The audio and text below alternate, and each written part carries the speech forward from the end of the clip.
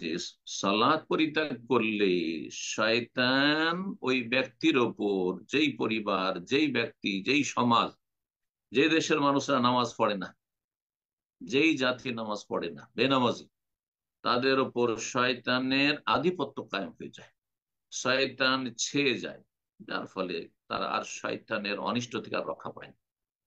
দুনিয়াও ধ্বংস হয়, শয়তান ধ্বংস করে, এই ইবলিস শয়তান, জিন শয়তান মানুষের দুনিয়াও ধ্বংস করে, আর আখেরও ধ্বংস করে। সূরা যুখরুফ আয়াত নম্বর 36 আল্লাহ বলছেন, ওমাইয়া আশওয়ান যিকরির রহমান, যেই ব্যক্তি পরম করুণাময় রহমানের জিকির হতে, আর সালাত হচ্ছে সবচেয়ে বড় জিকির, ওয়ালা যিকরুল্লাহ আকবার, রহমানের জিকির থেকে যেই ব্যক্তি বিমুখ হবে, নোকাইয়্যিদ লাহু শায়তান, তার উপর আমি নিযুক্ত করে দেব শয়তানকে, ফাহুয়া লাহু কারিন, তখন সেই শয়তান তার, হ্যাঁ, একবারে ঘনিষ্ঠ সঙ্গীতে পরিণত হবে, শয়তান তার আধিপত্য কায়েম করবে। এই হাদিসের, এই আয়াতের তাফসীর, একটি হাদিস এসেছে সুনান নাসাই, আবু দাউদে হাদিসটি এসেছে, হাদিসটি সহিহ। মামিন সালাসাতিন ফি কারিয়াতিন, কোন গ্রামে, ওয়ালা ওয়াদবিন, অথবা কোন বেদুইন অঞ্চলে, যদি তিনজন ব্যক্তি থাকে, তিনজন থাকলে জামাত করতে হবে, লা তুকাম ফিহিস সালাহ, কিন্তু সেখানে সালাত কায়েম করা হয় না, বা জামাত সালাত হয় না, নামাজ পড়ে না পুরুষরা জামাতে গিয়ে, নামাজ পড়ে না, নামাজ নেই, জানা মসজিদ নেই, আর সালাত হচ্ছে কিনা জানা যায় না, এইসব মুসলিম গ্রাম না মুসলিম গ্রাম তাও বোঝা যায় না। এইটাই যদি হয় যে নামাজ পড়ছে না তারা, অথচ তিনজন মাত্র আছে সেখানে, ইল্লাকাদ ইস্তাহওয়াজ আলাইহিম শায়তান, তাদের উপর শয়তান ছেয়ে যায়, শয়তানের আধিপত্য কায়েম হয়ে যায়। ফালাইকুমুল জামাত, সুতরাং তোমরা জামাত সহকারে সালাত আদায় করবে অবশ্যই। ফাইন্নামা ইয়াকুলু যিবুল কাসিয়া, কারণ নেকড়ে বাঘ পাল ছাড়া বকরিকেই শিকার করে। পালের মধ্যে যদি বকরি থাকে, নেকড়ে বাঘ এত ভীতু যে পালে আক্রমণ করে না। যদি 50-100 বকরি ছাগল থাকে সেখানে আক্রমণ করবে না, কিন্তু যদি একটা যদি পাল ছাড়া বকরি পেয়ে যায় তাহলে সেটাকে খেয়ে ফেলে।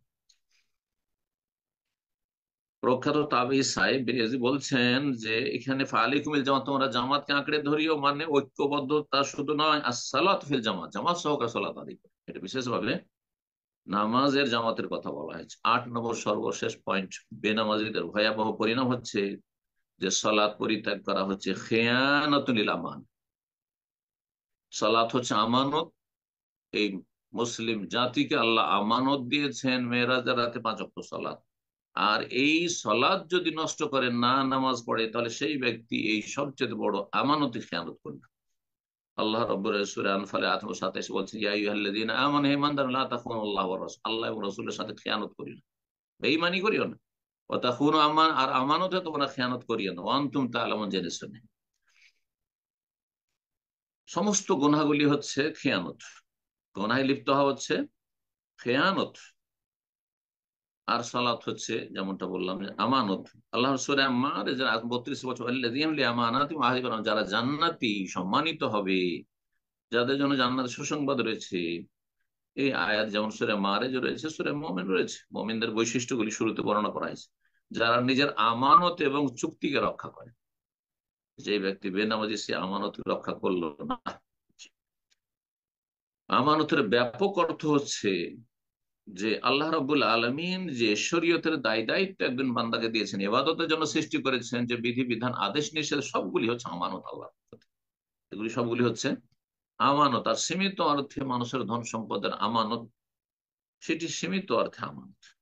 সূরা আহজাবের আয়াত 72 আল্লাহ বলছেন, ইন্না আরাদনাল আমানাতা আলাস সামাওয়াতি ওয়াল আরদ, আমি আমানত পেশ করেছিলাম আকাশ, জমিন, ওয়াল জিবাল, পাহাড়ের উপর, ফাআবাইনা আন ইয়াহমিলনাহা, কিন্তু এই আল্লাহর যে শারঈ দায় দায়িত্ব, তাকালিফ, এটা তারা বহন করতে সম্মতি প্রকাশ করেনি, আমরা পারবো না। ওয়াশফাকনা মিনহা, তারা ভয়ে ভীত হয়ে গেছিল, হামালাহাল ইনসান, কিন্তু মানুষ সেটা বহন করেছে, বহন করেছো সুন্দরভাবে, সেটি আদায় করো। ইন্নাহু কানা যালুমান জাহুলা, আর না হইলে জালেম আর জাহিল।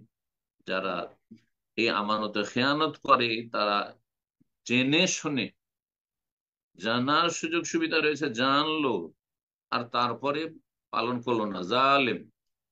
আর জানলো না, অজ্ঞতার কারণে বিভিন্ন পাপে জড়িয়ে গেল, তাহলে জাহেল, সে অজ্ঞ। মানুষের অধিকাংশ হয় জালেম, জেনে বুঝে অন্যায় কাজ করে, আর না হয় না জেনে গুনাহে লিপ্ত হয় জাহিল। জালেম জাহেলের জন্য আল্লাহ জান্নাত তৈরি করেনি। আল্লাহর অজ্ঞতা দূর করুন, উপকারী জ্ঞান দান করুন, নেক আমলে তৌফিক দান করুন, ফরজ ওয়াজিবের হেফাজতের তৌফিক দান করুন, এবং আল্লাহ রাব্বুল আলামিন যে এই নিয়ামত দিয়েছেন, নিয়ামতুল ইসলাম, ইসলামের নিয়ামত, সালাতের নিয়ামত, আল্লাহ তার হেফাজতে সুরক্ষার তৌফিক। ওয়া সাল্লাল্লাহু সাল্লাম নবিয়িনা মুহাম্মদ ওয়া আলা আলিহি ওয়া সাহবিহি আজমাইন।